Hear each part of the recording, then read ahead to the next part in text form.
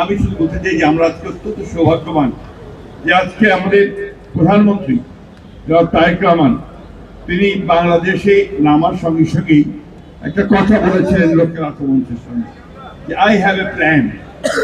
এই প্ল্যানকে তিনি কার্যকর করা শুরু করেছেন এবং গতকাল এখানে আমিনুল আছে, আমি আমিনুলকে অবশ্যই একটা ধন্যবাদ কৃতজ্ঞতা জানাতে চাই যে সত্যিকার অর্থেই সে একটা খুব ভালো কাজ শুরু করেছে।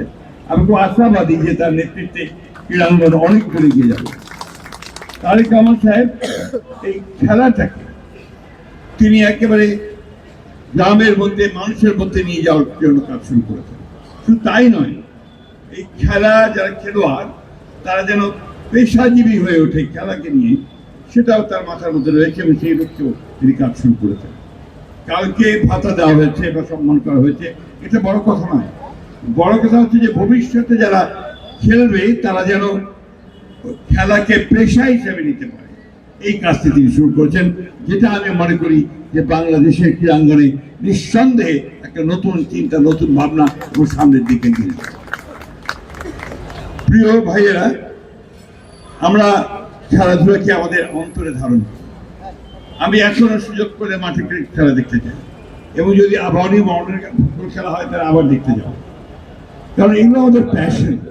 আমরা ছোট থেকে গড়ে উঠেছি এই ধরনের আপনার আনন্দ উপভোগ করার মধ্যে দিয়ে। আমরা সবসময় মনে করেছি এখানে কোনো রাজনীতি থাকবে না, এখানে রাজনীতির কারণে কোনো মেধাবী ক্রীড়াবিদ বাদ পড়বে দল থেকে বা জাতীয় দল থেকে, এটা সবচেয়ে কষ্টের কারণ হয়ে দাঁড়ায়। এই উপর থেকে আমাদেরকে বেরিয়ে আসতে হবে।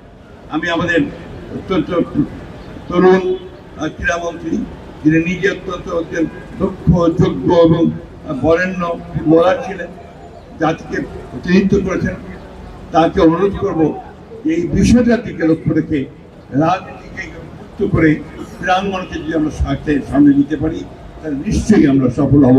আর আমাদের বর্তমান প্রধানমন্ত্রী তারেক রহমান সেটাই চান, সেটাই তিনি কালকে বলেছেন।